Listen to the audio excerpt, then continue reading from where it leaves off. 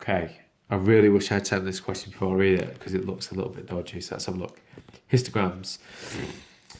The histogram gives information about the house prices in a village in 2015. There's no frequency density, so I'm going to have to work that out. There's the complete histogram. 20 houses in the village have a price between £300,000 and £400,000. Here, this square, this rectangle, is 20 houses.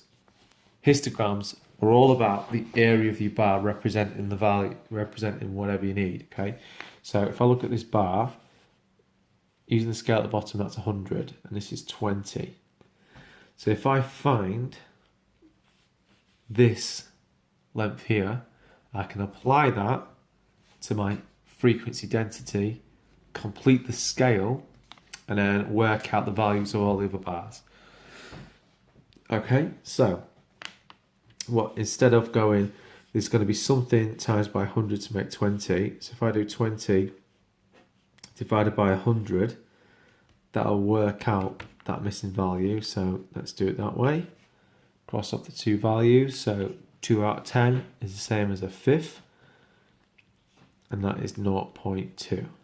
Okay, so I've divided. So that height is 0.2. So the height of this bar, if I go across here, that is 0.2. So each interval, the same sort of height. You can see these big blocks. In an exam, it would be really clear. These blocks here, these larger blocks on the graph, would be really visible. So you'd be labelling these major grid lines here, like this. So credit there. Frequency density is done. Okay, second mark I would say. And now to use it, it's going to be the thing. Okay, so what I say with histograms, it's divide to draw, times to read. So I'm going to try and read these values off. So I'm going to have to multiply some figures together. So under 200,000, so that's from here. Okay, so this has, it's unfortunate, this is really dark grey. So this has got a width of 50. This has got a width of 50. That's got a width of 100. Okay. So this one goes up to 0.8. So that's 50 times by 0.8. That'll give me that bar. This one's going to be 50 times by 0.6. This one's going to be 100 multiplied by whatever. So I have to figure this one out. So let's have a look here. So it's easy to see the major grid lines here.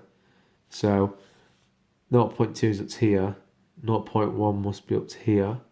So to go from 0.1 to 0.2, it must be 0.12, 0.14, 0.16, 0.18, 0.2. So these are 0.02s. So the height of this bar, because it's just easy for me to see on this side, that's why I'm doing it here, is here. So that's 0.01. Yeah, 0.12, 0.14. That's the height of that bar there. So I'm going to do 100 times by 0.14. Okay, so let's figure these out. So 100, that's really poor. So this is what this says. 100 times by 0.14. Well, 100 times 14 is very straightforward, isn't it? Well, times by 100 is this way. So multiply by 100, you can move it forward. So that's going to be 14. So that first bar is 14. Second bar is going to be 50 times by 0.6. So 5 times 6 is 30. Well, I'm a little up here. I think it's because it's a bit late. So let's do it this way. 50 times by 6 is 300, but it's 0.6, so the answer is 30.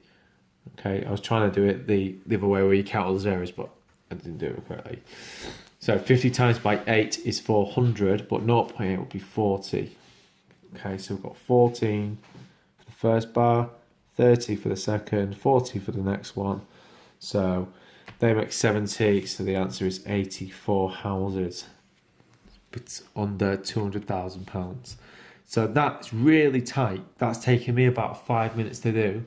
And I've done it loads of times, and that's me not even thinking. I'm not thinking very clearly, but it still took me 5 minutes. It's only 3-mark questions. It's very, very tight. Okay, and that's why you are faster at the beginning of the paper and you take time at this part of the paper.